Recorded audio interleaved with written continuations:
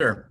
I think, Brian, first of all, obviously, great appreciation of Montrez, Jermichael, Landry, and Rodney first. But I think second, in terms of we had very targeted goals from what we wanted to try to get accomplished in this abbreviated offseason. We wanted to improve our playoff rotation. And by doing that, we wanted to add a range shooting 5 who also is a rim deterrent, which we feel extremely fortunate to add Serge. We wanted to increase our playmaking, which we felt we did that with both Luke and Nick. And we also wanted a versatile wing who can play both ends of the floor, which we think Nick really answers in that. So it was a very targeted approach. We had limited tools to do it and just feel extremely fortunate that we were able to bring in those guys, as well as drafting 2 young developmental players in Daniel Turo and Jay Scrub.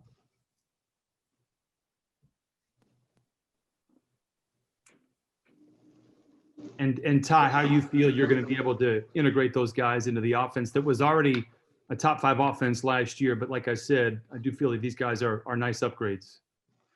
Just having Trez, just seeing Trez play here last year, being an assistant coach, I thought it was phenomenal. Just his motor and the way he played offensively, attacking the glass and getting to the paint, getting to the basket, was great for us.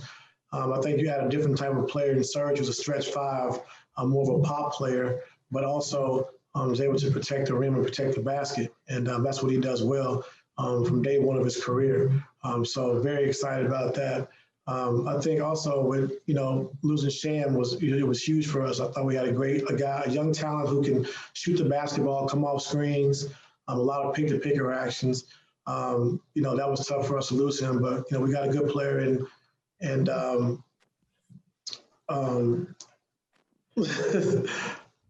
I can't see it. Hello? Yeah, you're good. It kind of cut in and out. Oh, there it goes. There it goes. Yeah, you're fine on our end over here. Okay, I'm sorry. And then we got a good player in Luke who can also stretch the floor and make plays and also shoot the basketball as well. So we lost, Jermichael as well, and 3 good players we lost. And I think Lawrence in the front office did a great job of just trying to refuel our team and getting us some good pieces to make up for what we lost. Great. We'll move over to Jim Hill. Jim Hill, you can go ahead.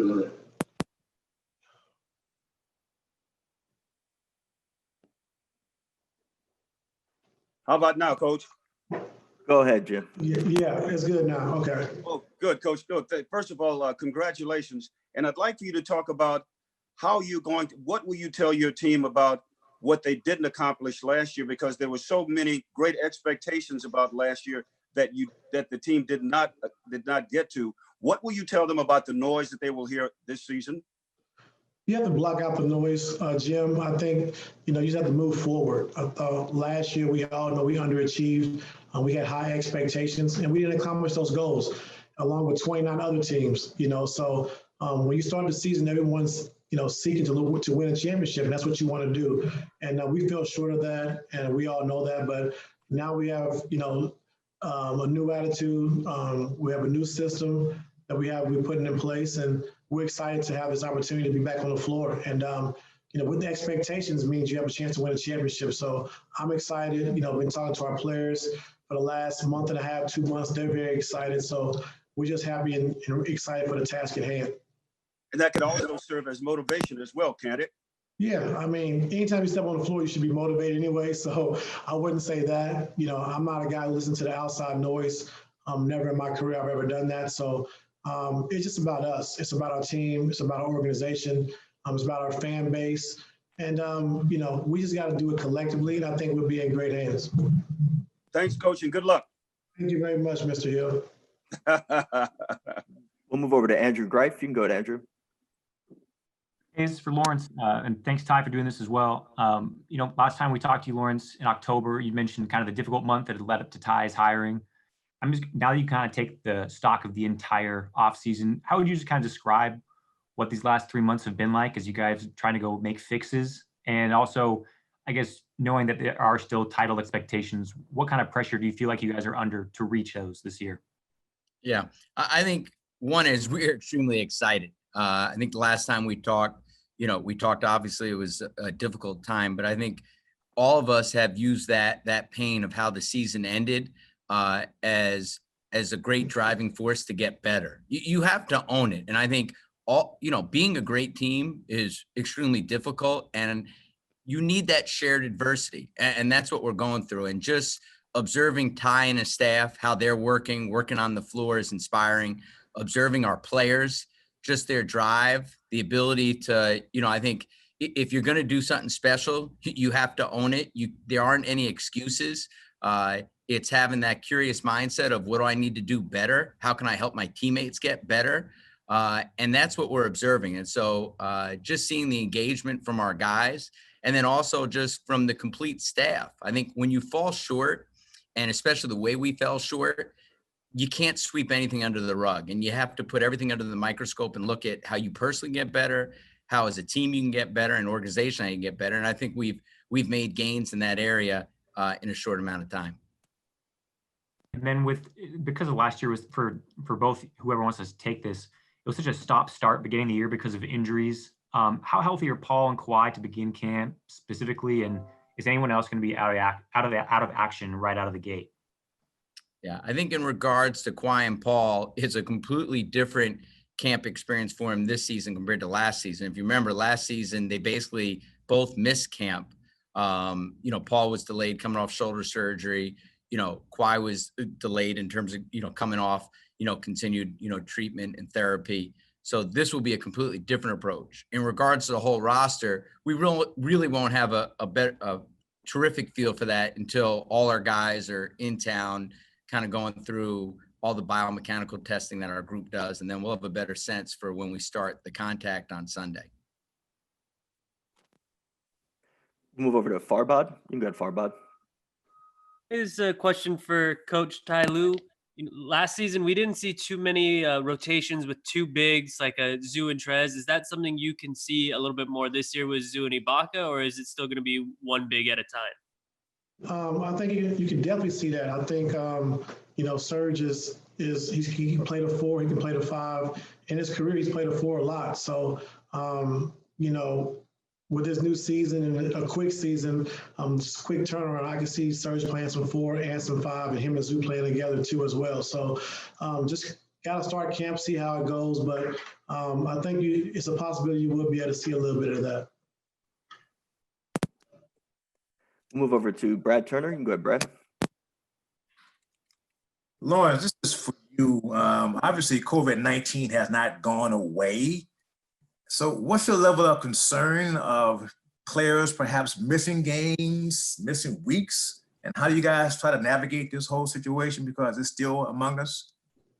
Yeah, look, there's great concern, but I think we have great trust that the NBA has taken all the possible precautions. There's only so many variables you can control. And I think the personal responsibility and the team responsibility we all take, because we understand how contagious and, just how deadly this can be if not taken seriously. So I think the NBA has definitely done their part. We're going to do our part from an organizational standpoint and try to control as many of the variables as possible while not losing sight of how contagious and dangerous this disease is, or virus is. Great, we'll move over to Tomer. Hey guys, good to see you both. Ty, Ty, in your brief time so far, working with Luke Kennard, how do you plan to use him in an offense? Because he had a good start to last year with kind of a small sample size, but how do you envision using him in an offense that features Kawhi and PG? I think with Luke, you can use him on the ball as running pick and roll, coming off a lot of dribble handoff action. I think coming off pin downs and catch and shoot. He's shown he can do all 3 things. So he's a shooter that can make plays, which is very rare in our game. Usually it's one or the other, but he's shown that he can do a lot of different things. He's very versatile. And if you remember Detroit, towards the end of the season, they started playing with the point guard a little bit to see how that looked, and he did a fairly good job. So he's a guy that you can use in different facets of the game, coming off pin downs, running pick and roll, coming off DHOs. So we just move him around a lot in our offense. Thank you. Move over to Charlie. Hey guys, Lawrence, this is for you. We've heard so much about player development this offseason and the emphasis on it. I'd love to know, just as someone who's been in the game for so long, what does player development actually entail and mean, and why is it so important to this organization right now? Yeah, and it's been an evolution for me as someone who started in a coaching background and then transitioning to the front office. A lot of times as a coach, you think about player development and immediately you think about young guys. And I think the way that we define player development, it's really the whole development of each and every player. So skill development is obviously led by Ty and the coaching staff, but then there's performance and medical, there's mental performance, there's nutrition, there's life skills, and all those, there's an analytical part of the development. And I think it's what's been really, really great to see, spearheaded by Ty and also Kenny Atkinson, is it's an extremely collaborative process. And it really is an organizational developmental tool where every single player has their personal development plan in all different phases. And it's not just where you are, it's where do you want to take that player? Where does that player want to go? What does he want to look like a year from now, 2 years from now? And what's the plan to get him there? And then are there a series of checks and balances to see, okay, well, how am I doing? It's not just about young players, it's about every single player. And I think it's the approach organization we take from a staff standpoint as well, is having a very detailed development plan for everyone and to make sure that we're challenging each other, that we're all continuing to learn and grow and improve. Thanks, Charlie. We'll move over to Ohm. You can get Ohm. Hey, Ty. Last time we talked to you, one of the things that came up was chemistry, and you said that the team had to work on the chemistry on the court more specifically. And I was wondering, you said you've talked to some players a lot in the last month. How challenging will it be to develop more chemistry on the court with all the COVID concerns, possibly kind of breaking things up, and also it's not like you guys can do team building events like going to bowl like that this season, perhaps, as long as COVID's out there, right?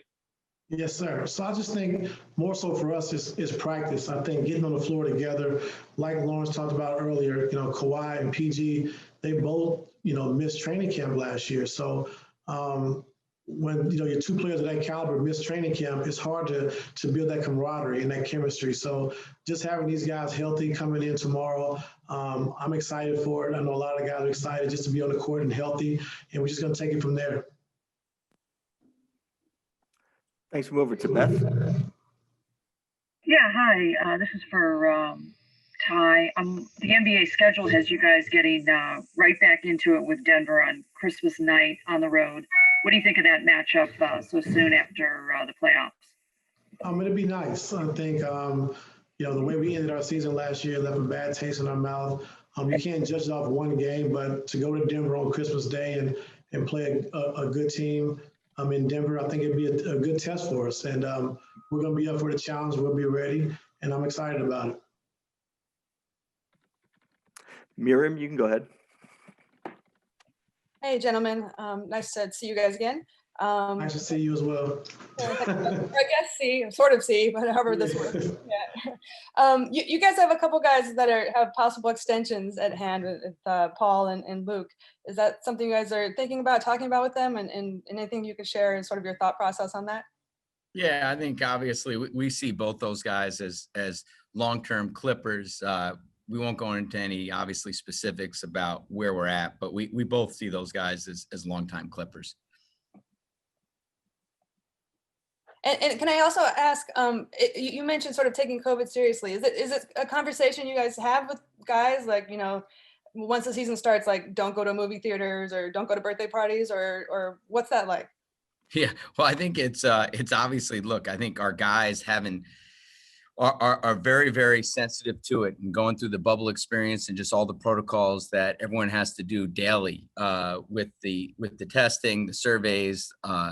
Our facilities group has done a great job making sure we're all compliant in terms of the, mask wearing, the social distancing, the hand washing, the number of people that are allowed in the facility.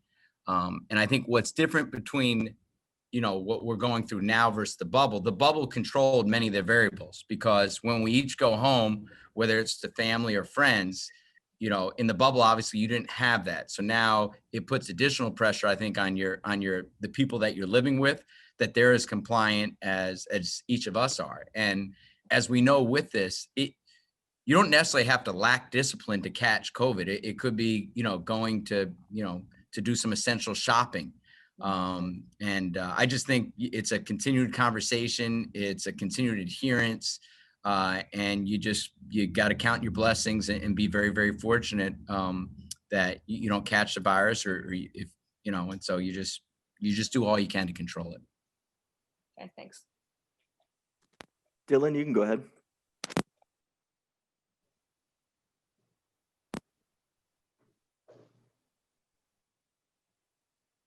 Let me try and unmute you here. All right, we'll get back to him. We'll go with Kurt. You can go ahead, Kurt. Hey guys, this question is for Ty. What has the off season been like for you, adjusting on the fly, and how do you prepare for this unique situation that is this season? I've just been eager to get back onto the court and get on the floor, especially in these tough times. What's going on in the world today. For us, having the opportunity to be on the floor is a blessing. And I'm just excited to get back to coaching, getting on the floor and doing what I love to do. Thank you. Yes, sir. Great. We'll move back over to Ohm. Ty, I was wondering, what do you see the biggest addition of Serge Ibaka to this offense, and maybe how it'll help as far as like you're looking for more ball movement, rim protection? Where's he gonna add the most as far as the chemistry aspect, since he knows and has played with Kawhi? I think just being a veteran, being a professional, which he's been his whole career, and being able to space the floor. I think when you have a range shooting five, it changes your offense and it changes the opposing defenses as well, because now guys have to get back out to shooters, and having five guys on the floor that shoot the basketball, it's big and it's huge for your offense. So I think the offensive end is great, but what Serge brings as far as defensively, of his talking on the back line, of being able to block shots at the basket, challenge shots at the basket, is huge for us. And I know like the NBA is doing a lot of scoring now, but I do think defense is very important, to win the championship. And having Serge's presence on the defensive end is going to be huge for us. We'll go back over to Andrew Greif. You can go ahead, Andrew. Hey guys, this is one for each. I just don't really have a great feel for what Fiondu can do for you guys this year. Obviously, a first-round guy, a lot of upside. For Ty, I guess, what are realistic expectations you have for what he could develop into in your terms of possible rotation play? And also for Lawrence, he wasn't on that bubble roster. Do you regret not having him on that in terms of just the development he could have had being around those guys for 2 months, or do you feel like he did enough away from the team? Go ahead, Al. Well, I think with it is, do we regret it? No. I mean, I think, look, ideally, if you were allowed to bring more people, obviously we would have brought Fee and Jonathan Motley. We obviously were in a championship and still are in a championship contending mode, and we prioritize performance and medical for the group, the playing group. I think you would have loved to brought Fee there. Fee has a contagious personality. He's stayed engaged throughout. He would jump on Zooms and watch practice. He would talk to his teammates. He talked to the staff, and kind of live the journey, remotely. We are in different times with COVID, and you have to make some hard choices when it comes to staff size and roster size. And I'll let Ty talk about his role, but just watching him in the gym today and just to see his passion, enthusiasm, his loud voice, Ty can jump right in terms of his thoughts, but it's great to see him on the floor. No, it's very great to see him on the floor, as El said, and just his passion for the game. Another guy was a stretch five, and I think he can learn a lot from Serge this year, of being a defensive player, being a shot blocker, but also be able to stretch the floor on the offensive end. So just watching him today, he played a little bit of the 4 on the floor, as he's been a 5 for us last year. So he's very versatile, can shoot the basketball. Like I said, talks a lot on the defensive end, which we need to get better at and improve at. And just having him around, he's just the way he talks, the way he gets along with everybody on the floor, it's contagious. And just having a guy who smiles a lot and is touching guys and very positive is great to see on the floor. So being around Fee for these last couple of days has been great, and I'm glad he's back a part of the team. Thanks, guys. Try Dylan again. Come on, Dylan. Man, that mute button is a monster. Come on, Dylan. Joe, you just don't want Dylan to talk? What's going on there? Yeah, I'm the worst. We'll try Jim Alexander now. I think the unmute button works. I hope so. Out and clear. Ty, given COVID and all the other things that are going on, once you get everybody in camp, will the routine change at all? Is it going to be training camp as usual, or are you guys going to be doing some different things because of the situation? Well, I think what the NBA has put in place, the first few days, we can't do a lot of things on the floor together. So the first 3 or 4 days is going to be more of individuals and guys just getting a feel for the basketball, touching the ball, seeing the ball, getting a lot of shots up. And then I think after that, after the 4th or 5th day, we can kind of start getting on the court together as a team and as a unit. So to start, it is going to be different. But I think it's actually pretty good for the young guys because they get a chance to get a head start on the veterans, and they can kind of see some of the stuff that we're trying to do and try to implement. So they get a 2 or 3 day head start on the veterans before they get in. Thank you. Thanks, Jim. We'll move back over to BT. Ty, you play with Kobe and Shaq. You play with Michael Jordan. You coach LeBron James. How have you evolved as a coach and as a person from being a player, a coach, to where you are right now? That's a tough question, BT. But I just think coming into my first chance of being in the NBA with the Lakers and just having such great veterans on my team who taught me how to be a professional. And with Ron Harper, Brian Shaw, Robert Horry, Rick Fox, Shaq, Horace Grant, and they were great for me. I think, just learning the NBA, learning how to be a professional, learning how to work. And what I learned from Brian Shaw a long time ago was always tell the truth, whether they like it or not. And that even worked with Kobe and Shaq, just telling those guys the truth. They might not like it, but they respect it. And I kind of live my life by that motto. And, guys are not going to always agree. They're not going to always like what you have to say. But if you're being honest and telling the truth, I think if they're real with themselves, they can always look at the mirror and say, you know what? The next day, T. Lue, you were right. And that's all you can ask for. And I've learned that at an early age. So that's why I'll be able to hold guys accountable, whether it's a great player, the best player on the team, to the 15th player on the roster. And that's just kind of how I live. That's kind of what I live by, BT. Thank you. Sorry, I cut you off when you went to go ask your follow-up question, so we'll go back to you. Apologize.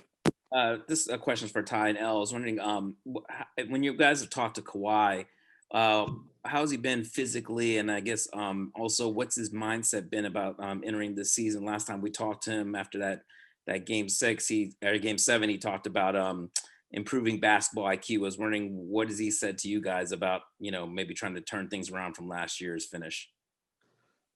Just as far as me talking to Kawhi, he's excited to get back on the court. I think when you're dealing with great players, when you lose early on in the playoffs, you're always eager to get back. And that's what great players do. We all failed at our goal last season, and we all know that. So Kawhi's done a great job of just, taking initiative to get guys on the phone, talking to guys, seeing guys more. And he's done a great job with that. So he's excited to get back on the floor just from talking to him. And, we're all excited as well. Thanks, Ohm. We'll take one last one from Miriam. Miriam, you can go ahead.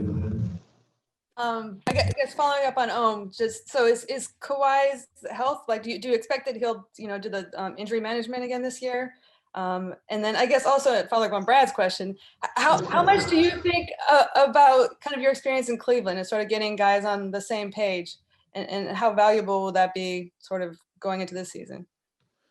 I think it'd be very valuable. I think, anytime you coach LeBron James, there's a lot of media scrutiny, a lot of pressure to win.